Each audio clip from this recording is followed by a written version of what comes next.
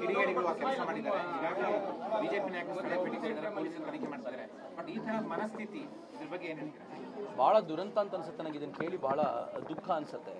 ಯಾರಿಗೂ ತೊಂದರೆ ಕೊಡದ ಒಂದು ಪ್ರಾಣಿಯನ್ನು ಇಷ್ಟು ಹೀನವಾಗಿ, ಇಷ್ಟು ಕೆಟ್ಟದಾಗಿ ಅದರ ಕೆಚ್ಚಲನ್ನು ಕತ್ತರಿಸಿದ್ದಾರೆ ಅಂತ ಕೇಳಿದಾಗ ಭಾಳ ಸಂಕಟ ಅನ್ಸುತ್ತೆ. ಯಾಕೆಂದರೆ ಹಿಂದೂಗಳು ಗೋವನ್ನು ತಾಯಿ ಅಂತ ಪೂಜ್ಯ ಭಾವದಿಂದ ನೋಡ್ತಾರೆ. ಬರೀ ಹಿಂದೂಗಳಿಗೆ ಮಾತ್ರ ಅಲ್ಲ, ಎಲ್ಲರಿಗೂ ಕೂಡ ಹಾಲು ಅಂತಂದ ತಕ್ಷಣ ಅದು ತಾಯಿಯ ಹಾಲಿನ ನಂತರ ನೆನಪಾಗೋದು ಗೋವೆ. ಆದರೆ ನನಗನ್ಸುತ್ತೆ ಎಲ್ಲೋ ಒಂದು ಕಡೆ ಈ ನಾಡಿನಲ್ಲಿ ಹಿಂದೂ ಮುಸ್ಲಿಂ ದಂಗೆಯನ್ನು ಹುಟ್ಟಾಕುವಂಥ ಪ್ರಯತ್ನವನ್ನು ಕೆಲವರು ಮಾಡ್ತಾ ಇದ್ದಾರೆ.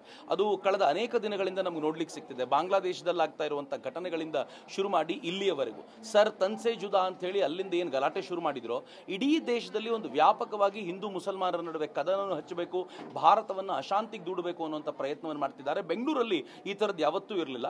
ಬೆಂಗಳೂರು ತುಂಬ ಶಾಂತವಾಗಿದ್ದಂಥ ಜಾಗ. ಕರ್ನಾಟಕ ಆ ದೃಷ್ಟಿಯಿಂದ ಯಾವತ್ತಿಗೂ ಕೂಡ ದಂಗೆಯ ಸ್ವರೂಪಕ್ಕೆ ತಿರುಗಿದ್ದು ಬಹಳ ಕಡಿಮೆ.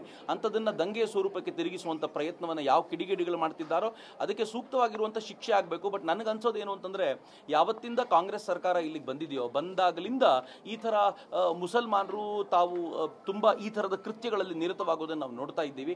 ನನಗನ್ಸುತ್ತೆ ಸರ್ಕಾರ ಇದರಲ್ಲಿ ಹಿಂದೂ ಮುಸ್ಲಿಂ ಅನ್ನೋದನ್ನೆಲ್ಲವನ್ನು ನೋಡದೆ ಕಠಿಣವಾಗಿರುವಂಥ ಶಿಕ್ಷೆಯನ್ನು ಯಾರೇ ಮಾಡಿದ್ರು ಅವ್ರಿಗೆ ಕೊಡಬೇಕಾಗಿರೋದು ಅಗತ್ಯ ಅಂತ ನನಗನ್ಸುತ್ತೆ. ಇನ್ನೊಂದು ಕಡೆ ಬೆದರಿಕೆ ಪತ್ರ ಕೂಡ ಕಿಡಿಗೇಡಿಗಳು ಕೆಲಸ ಮಾಡಿದ್ದಾರೆ. ಈಗಾಗಲೇ ಬಿಜೆಪಿ ನಾಯಕರು ಸ್ಥಳ ಭೇಟಿ ಕೊಟ್ಟಿದ್ದಾರೆ, ಪೊಲೀಸರು ತನಿಖೆ ಮಾಡ್ತಾರೆ.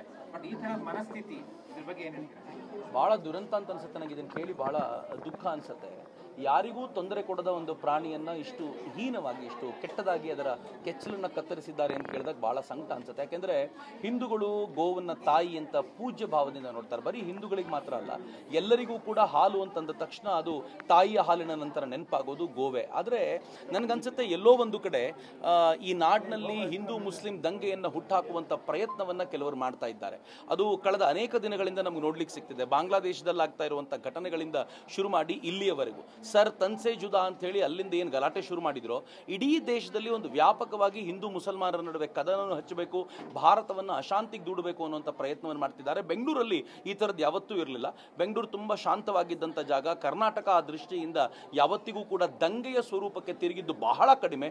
ಅಂಥದನ್ನು ದಂಗೆಯ ಸ್ವರೂಪಕ್ಕೆ ತಿರುಗಿಸುವಂಥ ಪ್ರಯತ್ನವನ್ನು ಯಾವ ಕಿಡಿಗೇಡಿಗಳು ಮಾಡ್ತಿದ್ದಾರೋ ಅದಕ್ಕೆ ಸೂಕ್ತವಾಗಿರುವಂಥ ಶಿಕ್ಷೆ ಆಗಬೇಕು. ಬಟ್ ನನಗನ್ಸೋದೇನು ಅಂತಂದರೆ, ಯಾವತ್ತಿಂದ ಕಾಂಗ್ರೆಸ್ ಸರ್ಕಾರ ಇಲ್ಲಿಗೆ ಬಂದಿದೆಯೋ ಬಂದಾಗಲಿಂದ ಈ ಥರ ಮುಸಲ್ಮಾನರು ತಾವು ತುಂಬ ಈ ಥರದ ಕೃತ್ಯಗಳಲ್ಲಿ ನಿರತವಾಗೋದನ್ನು ನಾವು ನೋಡ್ತಾ ಇದ್ದೀವಿ. ನನಗನ್ಸುತ್ತೆ ಸರ್ಕಾರ ಇದರಲ್ಲಿ ಹಿಂದೂ ಮುಸ್ಲಿಂ ಅನ್ನೋದನ್ನೆಲ್ಲವನ್ನು ನೋಡದೆ ಕಠಿಣವಾಗಿರುವಂಥ ಶಿಕ್ಷೆಯನ್ನು ಯಾರೇ ಮಾಡಿದ್ರು ಅವ್ರಿಗೆ ಕೊಡಬೇಕಾಗಿರೋದು ಅಗತ್ಯ ಅಂತ ನನಗನ್ಸುತ್ತೆ. ಇನ್ನೊಂದು ಕಡೆ ಬೆದರಿಕೆ ಪತ್ರ ಕೂಡ